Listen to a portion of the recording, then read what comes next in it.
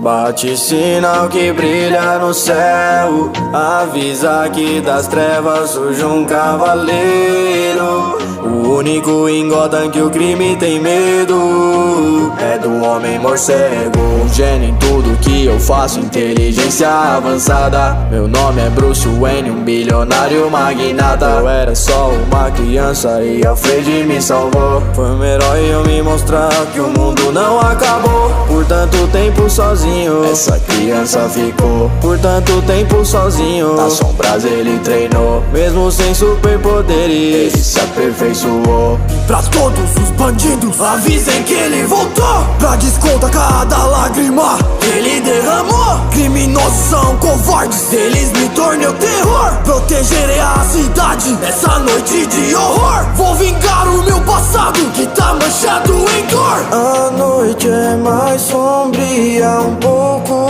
antes de amanhecer. Essa vai ser a justiça de uma criança que viu a família morrer. Ajoelhado eu gritei por socorro, fiz uma promessa por minha família. Eu acabarei com cada criminoso. Eu sou a vingança, eu sou a noite, eu sou a justiça. Eu sou o Batman, o detetive da sombra. eu sou o Batman, mesmo que você se esconda. vou te encontrar e acabar com o crime dessa terra. É melhor terem medo do Cavaleiro das Trevas. Ei!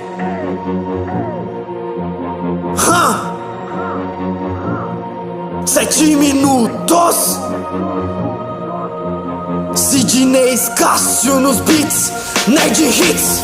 Pense pra você vendo alguém que você ama tentando te proteger e por isso ele sendo morto. Mas a minha vida foi baseada em traumas e durante muito tempo isso me deixava louco. Como os vilões da minha vida de herói, pois quando você é herói sempre haverá um inimigo. Charada, pinguim, duas caras, minha lista tá lotada de bandidos que vão apodrecer no asilo. O pior deles era um palhaço que achava graça e me fazia sofrer. Meu companheiro com um pé de cabra, por ele foi espancado até morrer. Como se eu tivesse num espetáculo, um show de horrores, peça de tragédia. Ele não se cansa de crueldade, com tiro deixou Bárbara paraplégica. Em furtividade, Comunidade de inimigos, pra vencer os combates, estratégia pra não correr risco.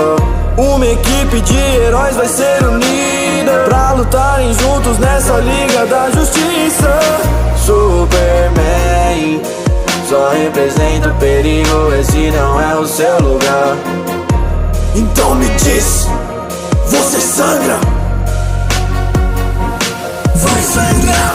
Ajoelhado eu gritei por socorro, fiz uma promessa por minha família. Eu acabarei